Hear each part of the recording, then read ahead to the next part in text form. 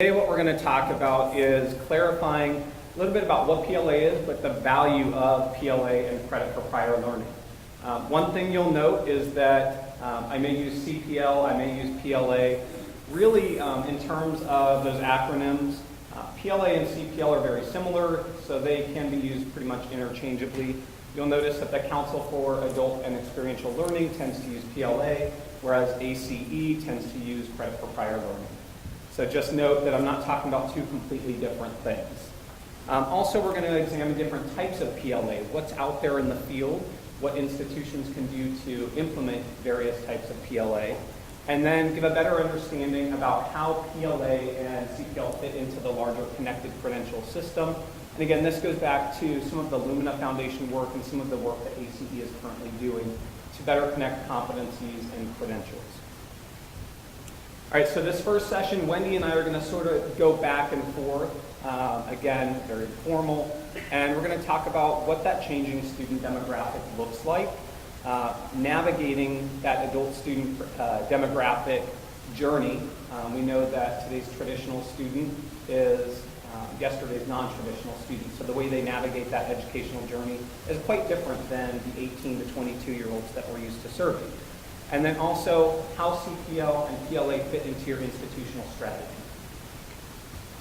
So looking at today's student demographic, again, that new traditional is yesterday's non-traditional student. Depending on the research and the data for research that you look at, we know there are somewhere between 30 to 35 million adults who have accumulated some credit, many from an amalgam of colleges and universities, but they have nothing to show for it. So they've got credits, they've got debt, but what do they show for it, right? Nothing. They have motivations to return to college. They want to go back. They have various reasons for stopping out, but how do we get them back into the mix? All right, so ACE earlier in 2015 worked with Staymates, which is a higher education marketing and communications firm. They tend to deal usually with institutions on branding, on outreach and marketing to students, but we worked with them on a national level. We conducted a quantitative survey of 1,004 students nationwide, very representative of the population across this country. And then the quantitative survey was followed up by a qualitative survey with a number of those students. And what we sought to find out is who is this population? Why did they stop out? How did they earn the various credits that they have? And then what were their motivations to go back? And then what has kept them from going back? And what we found is largely, not surprising, but largely that life circumstances, or because life happens, is why they stopped out. They had children, they had to take on an additional job, they could no longer afford college. They want to go back, but now they don't know what the appropriate on-ramp to go back really is. So we found 23% of these adults had a high school diploma, maybe had attained an associate's degree, but wanted to go back and complete that 4-year degree. So how can we make that happen? Well, first off, their motivation is economic gain. They want to do better for themselves and for their family. They want to improve their place within the job market, move up within their organization, and personal satisfaction. They really wanted to finish what they started. They started down this path, had to stop out, and they need that right on-ramp, that flexible pathway to get back to an institution. All right, now I'm going to turn it over to Wendy. So as Steve has already mentioned, one of the real challenges that we have with understanding adults with some college credit is a lack of data. So we don't know a whole lot about who these people are or what their situation is. Fortunately, the National Student Clearinghouse in recent years has done several very useful studies. They did one on students who had stopped out, and they looked at a variety of demographics, what kinds of institutions those students had attended, and they found some differences between students who stopped out after only one semester and those who had gone on to earn more credit and really had some potential to actually complete a credential along the way. Then the National Student Clearinghouse did another study. They looked at a cohort of students who had stopped out for at least a year and then returned to college between 2005 and 2008. And in 2013, so 5 to 8 years later, they were able to look at outcomes for those students to see if they had completed. And what they found is a little disheartening. Among students 25 and older, only 31% of those students had actually completed a degree or credential within that 5 to 8 year time period. And another 10% were still enrolled. So that's quite a long level of enrollment, indicating, of course, almost certainly part-time enrollment. That means that a big chunk of students, about 60%, were no longer enrolled. So they had stopped out yet again. And in many cases, they had stopped out several times before. So we're just seeing a pattern of repeated attempts to earn a credential, often at different institutions, and the student is unsuccessful. So that really is an issue of concern. A couple of other findings from the National Student Clearinghouse: 27% of those who re-enrolled in a community college completed a credential in that time period, and only 18% of those who were consistently enrolled part-time, because of course it takes a really long time, especially if you're just taking one class at any given moment. Oops.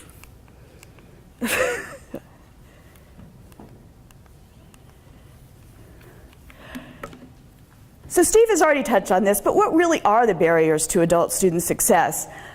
Every time studies are done on this, the top one is financial challenges. It is challenging to be an adult, to perhaps support a family, to support yourself, and to continue on in school. Family responsibilities are often mentioned. People have to care for children, they have to care for aging parents, they have to care for someone who's ill in their family. Employment demands. People talk a lot about employers who are not necessarily sympathetic to their efforts to complete a degree, don't help them with schedules, change their work hours in the middle of a semester. All of those kinds of things that can make it really difficult for a student to actually complete a course. Students do mention academic challenges, but that's really to a lesser extent. Most of the challenges that they talk about are these life got in the way challenges, and we hear really that phrase actually from students a lot of the time. Life got in the way. So a big question is, what can institutions do to help students so that when life gets in the way, they don't have to stop out?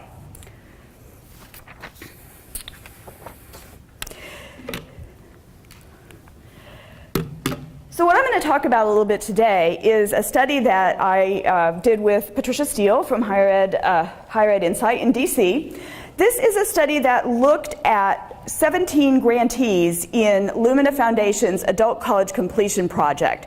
So Lumina funded 17 grantees doing very different things related to adult completion, and they also created the Adult College Completion Network, which the bottom symbol there is the URL for the Adult College Completion Network, which is hosted by Witchy.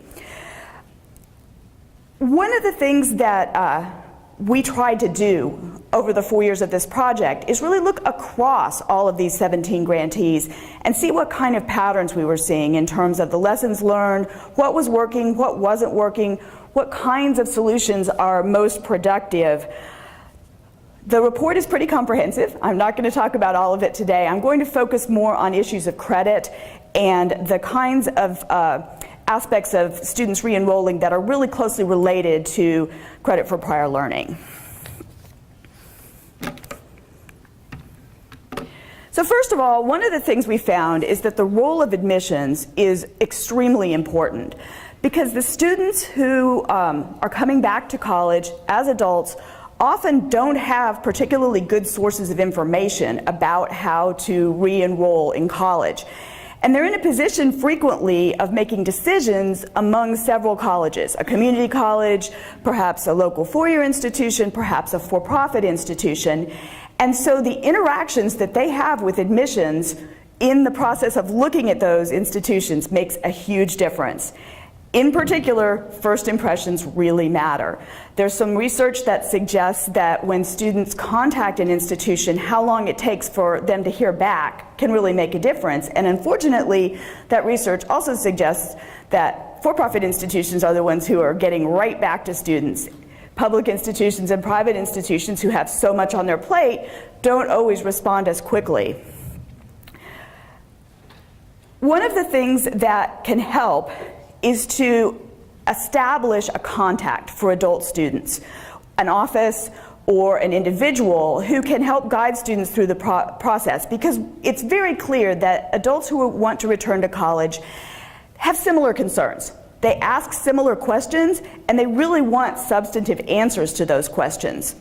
So one of the projects that we looked at was in West Virginia. The Higher Education Policy Commission there helped train advising staff and student affairs staff and academic affairs staff at the various institutions to be more aware of adult student needs. And they really came out with a lot of, I think, valuable tips about how to do this.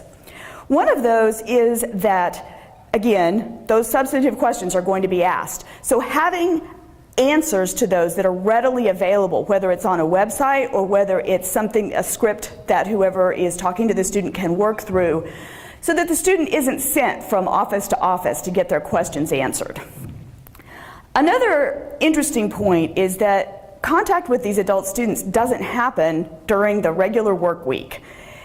They are often working during the regular work week, so they're looking into college in the evenings, on the weekends, and at other times. And because in our society now, you can shop on Amazon at 4 a.m. if you want to, students are wanting answers more quickly than they may be able to get them at times that are not normal business hours. So again, having information available on the web, having chat, having the various kinds of contact information, methods that students are used to using in other circumstances can be really beneficial in getting to those students quickly and making sure they have the answers that they need. Checklists help. West Virginia found that adult students really appreciate having a very clear path towards admission. You have to do this, you have to do that, this has to be due at this point, this other thing has to be turned in there. Because again, their lives are really busy. So if they have that checklist, they can be checking things off as they're taking care of everything else that they have to deal with. Streamlined beats complicated every time. That's probably true for everyone. But also, adults don't want dumbed down systems, but they do want things to be efficient, because it all comes back, I think, to being that busy. If you're that busy and you end up having to go to an office and then you don't get your question answered and you have to go to another office, maybe it's time to go pick up your kids at daycare so you don't get that question answered, that's where you lose a student in the admissions process.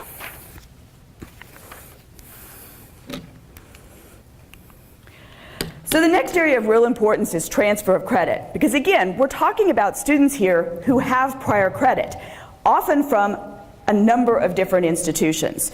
So students have a lot of questions about how that credit will transfer well before they go through the admissions process.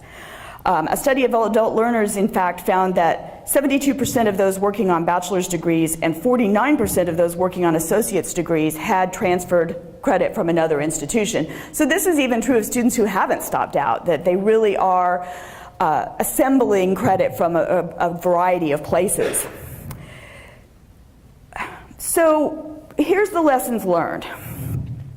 First of all, students often need help finding their transcripts. Transcripts are a big part of admissions, but it can be quite difficult for a student who's been to a number of institutions to figure out exactly how to get the transcripts, the official transcripts from those institutions.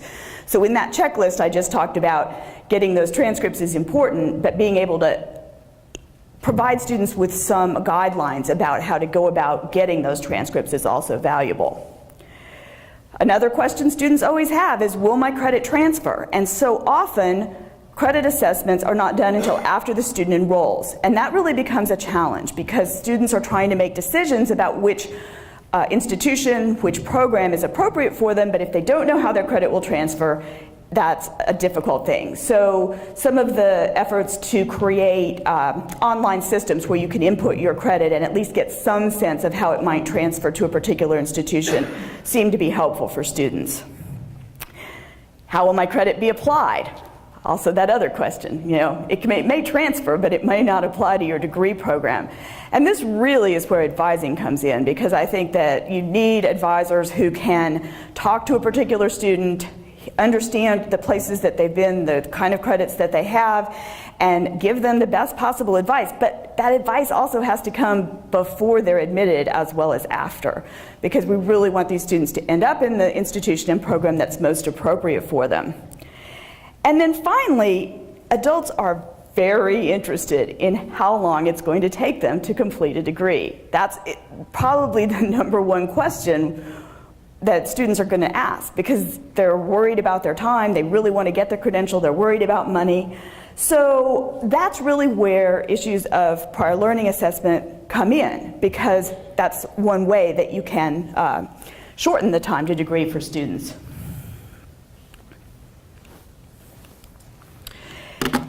So here we have a graph of some findings. This was a survey done by EduVentures of adults with some college credit.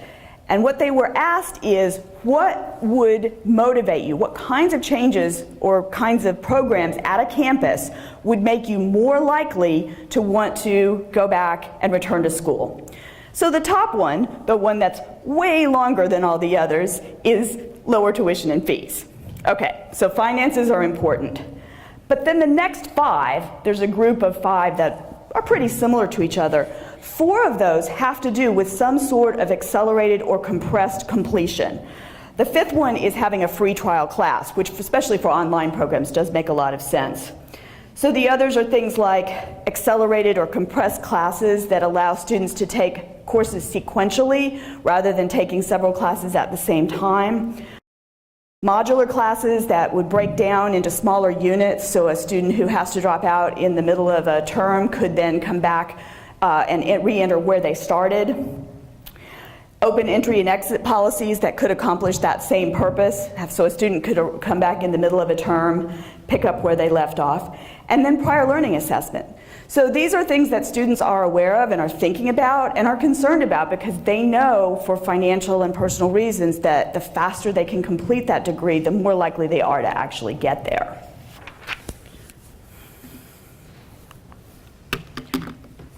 So when we talk about credit for prior learning in adult students, just one more thing to think about. This is a study from the Council on Adult and Experiential Education, a study of more than 62,000 students at 48 institutions. And what they found in general was that students who had received credit through prior learning assessment were more likely to graduate and than other adult students in the study.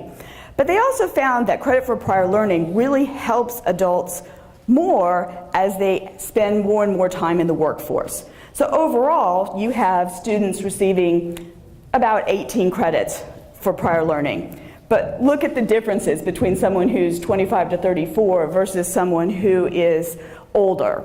These are the people for whom experience really has contributed to learning and who have a lot to bring to the table when it comes to the work that they're doing and what they can already demonstrate that they know before they enroll or before they graduate. Oops. Eventually I'll figure this out. There we go. All right, so now on to why PLA matters to you. Why should your institution invest the time, the energy, the resources into creating policies around PLA or CPL? So there's a real opportunity cost, right? So I tend to hear, when I work with institutions or systems, I tend to hear 3 really apparent themes around resistance to PLA and CPL. And so the first is that we can't accept prior learning for credit because it's just not part of our culture, right? Every organization has a different culture. Maybe you have different faculty buy-in and engagement issues. But what's the opportunity cost of not accepting PLA? Right? Students may go elsewhere. We know that students today shop around. They may go to 1, 2, 3 community colleges before they transfer to a 4-year institution, and then they may transfer to another 4-year institution. And each time they tend to lose credits. So they're trying to get the most bang for their buck and find an institution that will take these credits, that will take some of their prior learning so that they can complete at an accelerated pace. There's a financial argument. This is probably the argument I hear the most from faculty. It will mean that we have lower enrollment in our bread and butter courses that are the gen eds, right? And I'm sure that some of you have heard that argument from faculty, and that's where the most resistance comes in. But think about this.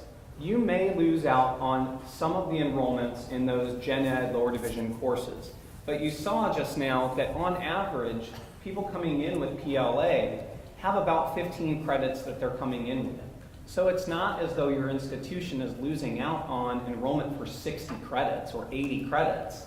It's that they may lose out on enrollment or tuition for those 15 credits, but if you don't accept PLA, if you don't have policies that have the flexible on-ramps for students, you may lose out on that other 105 credits or 110 credits as part of that program.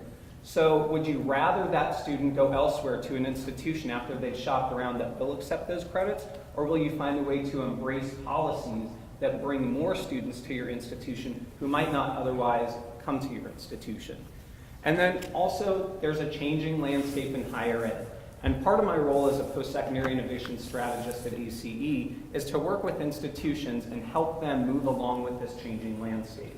So we know that there are some institutions out there who are just totally resistant to changing the way they're doing, changing the way that they design, engage students in that learning environment. But if you don't change, again, there's an opportunity cost. We know that institutions are facing possibly closing their doors, dipping into endowments to fund university and college operations. So if you don't move with this changing landscape, it's at the peril of your institution. Unless your institution's mission is such that it can survive without changing, you better get on board. So what happens if you don't meet students where they need to be, or where their expectations are? The expectations of students are really changing, especially adult students. They come with that prior learning from non-traditional settings, learning that doesn't take place in the traditional classroom. Maybe it's learning that they've taken in the workplace. Maybe it's learning that they gained in the military. We really need to serve these different populations, whether it's military-connected individuals, veterans, folks who are in the workforce, folks who do have certifications from recognized bodies like the American Society for Quality, Project Management Institute, SHRM, bodies who many of us probably are aware of, but we aren't aware of what those competencies in those credentials really are and how those might map to programs that we offer or courses that we offer. So students expect something different than what we've traditionally provided. How do we meet their needs where they are? And then what happens if you don't serve their needs? Again, they're going to go elsewhere. So we saw some of this when online learning was kind of emerging, when it was the new thing out there. Institutions had to shift their way of thinking to meet students where they were. Students are already online, they're already on social media, and so if they're there, let's meet them there. And so that's where you've seen online learning really take off. Institutions realize the strategic importance of that. So now let's realize the strategic importance of PLA and CPL in attracting, recruiting, and retaining students, and then helping them succeed and complete that degree. So now we want to open it up to questions from the audience. Again, we want to make this really informal. We'll get a microphone out there and have that run around to tables.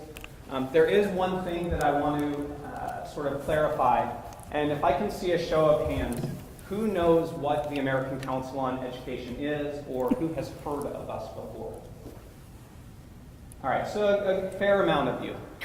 When I've presented to institutions and systems before, I tend to be shocked that there is a lack of awareness about ACE and what ACE does. So I do just want to, for those of you who are not aware, give you a bit of background. ACE was started as the Emergency Council on Education in 1918 when Congress said we have a real problem in this country. We have folks returning from World War I who stopped out to go to war, or who are coming back now and want to go to college, and they don't have the means to do so, so we helped create the GI Bill. In 1945, as folks were coming back from World War II, again, they stopped out of high school, so they were not eligible to use the GI Bill, so we created the GED to give them, again, that flexible on-ramp. Moved to the 50s, 40s, 50s, where we began evaluating military training for credit. And then in the 70s, started evaluating corporate training for credit. So we've got a long history of looking at flexible pathways, alternative education credentials, and bringing students along. But ACE is the nation's coordinating body for higher education. We represent presidents and institutions from across the country. We tend to provide leadership programs, thought leadership, and we also are the largest advocacy body for higher education on the national and state level within the country. So just to provide context about who we are a nonprofit, we're a public charity, we're not a for-profit company, and we're here to serve you and your institutions. Hi, I have a question. Jonathan Pettis, Academic Advisor at Tarrant County College. One of the things that you mentioned was the pre-learning the PLA student, and a lot of times you have to see what you can do to meet that student where they're at. I was one of those PLA students. Didn't start college until I think I was 22, 23, but I was already working in the community and started at TCC Community College and transferred to the University of North Texas. And a quick shout out, my advisor who did so much and met me where I was at, Mr. Trey Anderson right there, one of my advisors. I haven't seen him since I graduated. But shout out to you, sir. But I think that a lot of times we have to recognize where that, like you said, where that student is at. And sometimes as advisors, which I currently serve as now, we have to understand that we don't,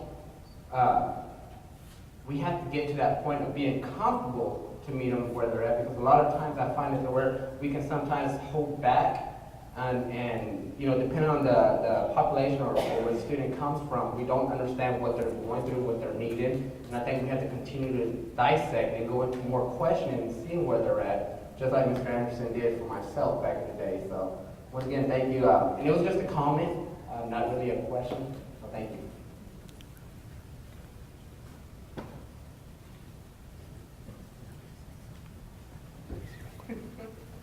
Well, thank you for sharing that comment, and we'll get to this next individual. Kudos to Trey and Mr. Anderson for your work in making sure that somebody else can be successful and then get a job where they're helping folks. And what I will say is that advisors are on the front line.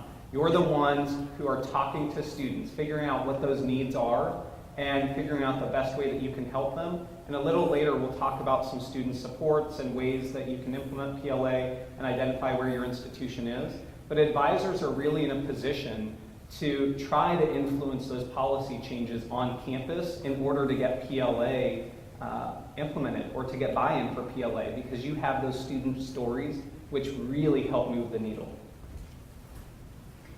Celia Williamson, I'm with the University of North Texas, and I wanted to jump to a kind of a different level in the conversation in terms of how we need to look at things. I've worked a lot recently with Trey and others about accepting technical credits into degree programs, and we have a BAAS that allows that, but it becomes clearer and clearer that our division between what is a technical credit and what is an academic credit is fuzzy at best. At a university, they don't even necessarily know that the state of Texas has WECM and ACGM, because the faculty don't deal with that. Mm-hmm. But you look at all of the applied learning conversations, the problem-based learning conversations, that sort of thing. I think it's time for us to engage in a conversation about that dichotomy that feels to me like the shadow of Descartes, the mind-body separation that kind of has its vestiges with us. And I would guess, and maybe what I'm looking for is ACE has had to engage in conversations around what makes a credit appropriate for college that is different than whether it's cataloged in this manual or that manual. Because there are lots of potential challenges because the system has been set up around that dichotomy. And I think we need to address the systemic things as well. Right, and Wendy and I both have something to say about this, I know that. One thing that we're really focused on right now at ACE is looking at how you can stack various types of credentials. not just credit credentials, not 4 credit certificates or associates into bachelor's, but how you can take some non-credit opportunities and how we in the academy can find ways to incorporate those, whether they're opportunities that are offered by a college or university, or whether it is opportunities that are offered by professional associations like PMI, like SHRM, to make sure that there is a way to deconstruct the degree, find these areas where there are on-ramps for non-credit or technical type programs and credentials, so that a student bringing this sort of amalgam of prior learning doesn't have to reinvent the wheel. They don't have to go and retake courses where the competencies match the same thing where they got credit for something that was not in a traditional classroom or a typical university or college. Actually, Steve and I had a conversation about this topic last night over dinner because it's fresh on my mind. I'm doing some work for Lumina right now on trying to find some good models of states or institutions that really have figured out how to make that connection between non-credit technical programs and then the credit side, so that student can move on without having to go back and repeat anything. And we kind of looked at each other and said, I'm not sure we know where those models are. So I think that this is an enormously important point. And I think it's particularly important given the passage of the Workforce Innovation and Opportunity Act, which really pushes for career pathways. And career pathways are absolutely designed to have a student start out with a career and technical program that it may in fact be non-credit, but to give them then the opportunity as they work in that field to move onward, to earn a certificate, to earn an associate's degree, a bachelor's degree. And I think that this is a place where if we can really have workforce talk to higher education, they're already talking to adult education because of the funding that comes through through WIOA. This is a place where we can really start to benefit students who, in fact, really need to get into the workforce quickly so that they can afford to then go on and earn a degree as they work. And one more thing, and we'll get to you, Trey. What I've